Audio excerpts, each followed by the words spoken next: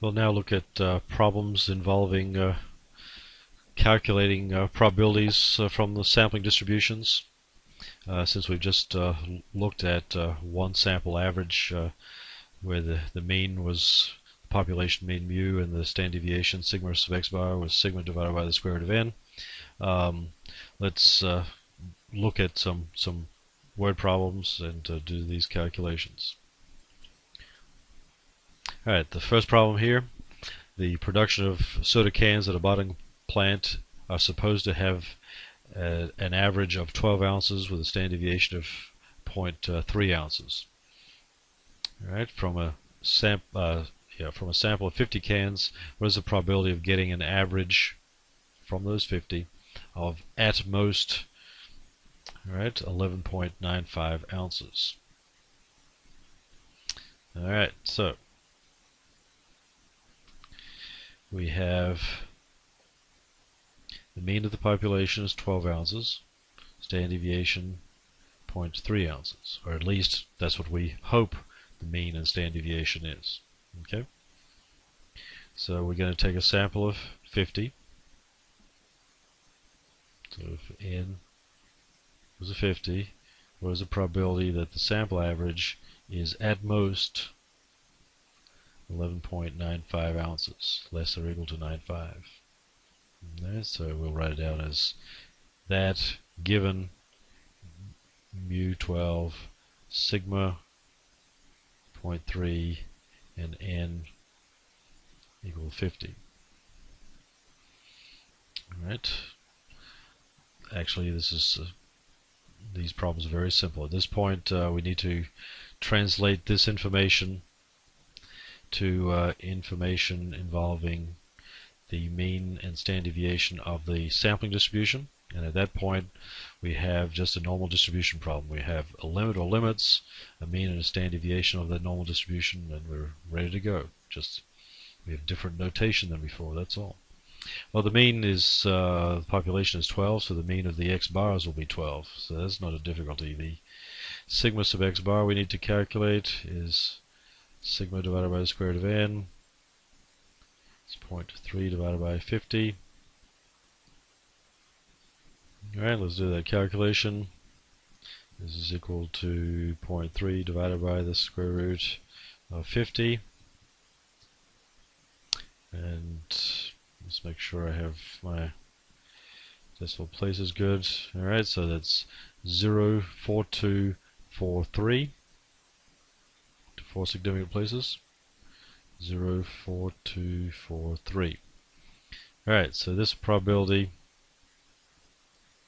is equal to probability of getting x bar less than or equal to 11.95, where the mean of the normal distribution is 12.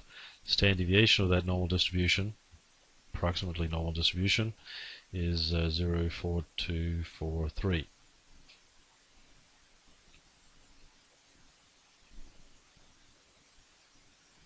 So we have a distribution now of x bars. The mean of this distribution is 12. Find the probability of getting less than or equal to 11.95. We'll translate all that to the z distribution so we can find that probability.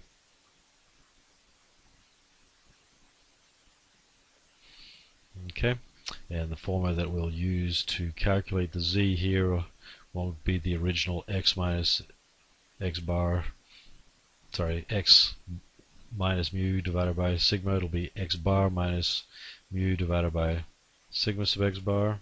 Alright, remember in the past we just had the same formula without the x bars. We just had x minus mu divided by sigma. In this case it's the same old formula. It tells you how many standard deviations is between the limit and the mean of the distribution. Alright, so the limit is 11.95, the mean of the distribution is 12, standard deviation 0.4243.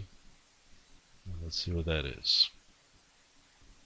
So this is 11.95, our limit, minus 12 divided by the standard deviation, and to 2 places, so we can use the normal distribution. That's negative 1.18. Alright, so what we're looking for is a probability of getting z less than 1.18. It's the area in the tail, so the whole side of the distribution is a half. Then we're going to subtract out the area that we can find in our table. So it's a half minus the probability of getting a z from negative 1.18 to 0. Alright, so let's go to our tables, normal tables, and find probability from 0 to 1.18.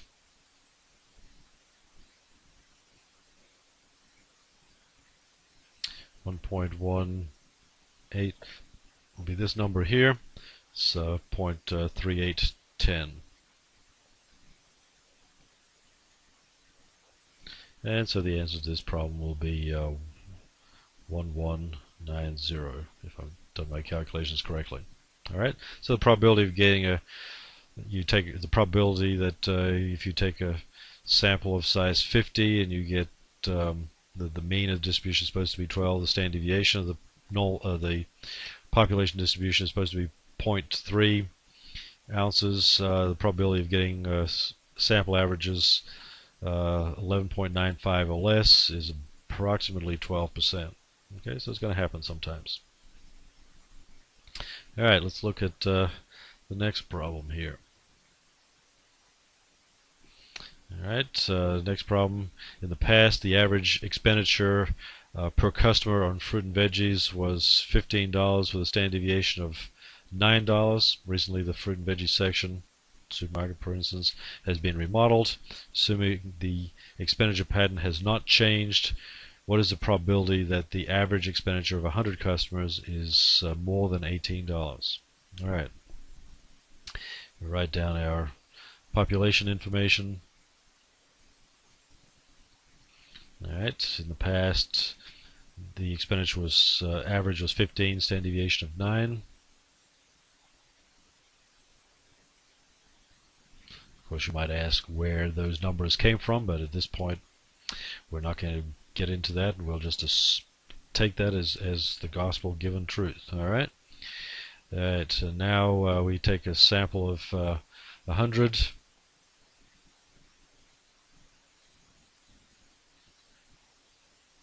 And we want to find the probability from that sample that our average expenditure, is more than $18, given the information that we have. Mu of 15, sigma 9, n of 100. Okay, so we want to translate this into a statement involving the mean, which is still 15, but standard deviation of this particular approximately normal distribution, since sample size 100 is greater than the 30. So over here we'll calculate sigma sub x bar, sigma divided by square root of n. It's 9 divided by square root of 100. Alright, 9/10, so that'll be 0.9. Okay, and at that point we will translate that to a problem involving z values, z greater than whatever. I'll go to the next page and draw the diagram. It's not necessary, but it's always helpful.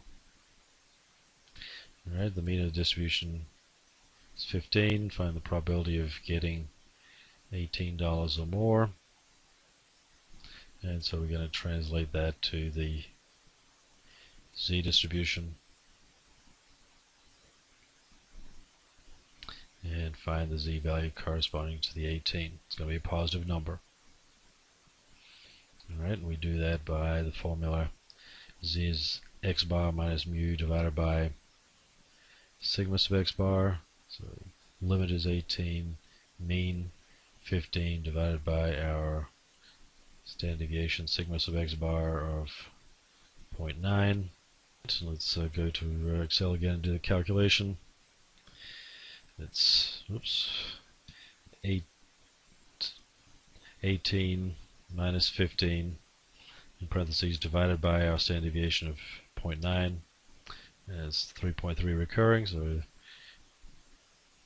3.33.